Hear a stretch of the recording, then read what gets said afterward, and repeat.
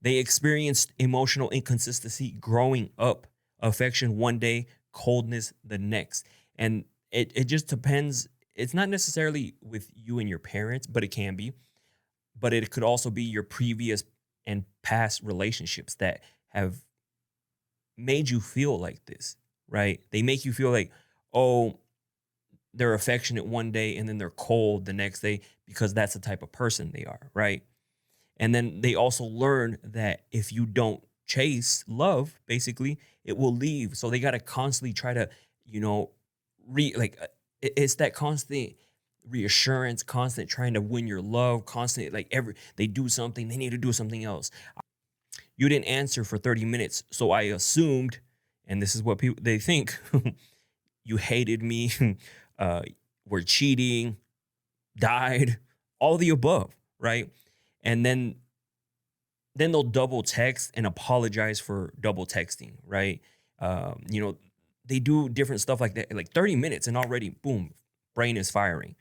Then they'll text and double text, and then they'll be like, sorry for double texting, but this, you know, and they're also in the constant fear of saying something wrong to that person, or you're in the constant fear of saying something wrong to that person, right?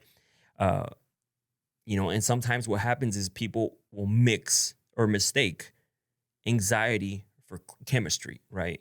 And that's because that's how they are. And they got to feel like they got to continue to try to win your love, continue to chase your love, and then also anxious people often date people who activate their anxiety and not necessarily calm it. So another thing that they do is that they bond through intensity instead of emotional safety. And they confuse inconsistency with passion, right? And again, I've been here where I've been this person, right? Uh, in my head, I didn't necessarily ask them, but in my head, I was like, "Do you still like me? Did I do something wrong? Are they not into me? Are they talking to somebody else? I need to do something to show that I appreciate them, or try to win their love." I was always like that, or not always like that. I was like that at one point, right? And if you're always asking, "Do you still like me?" That's not love, right?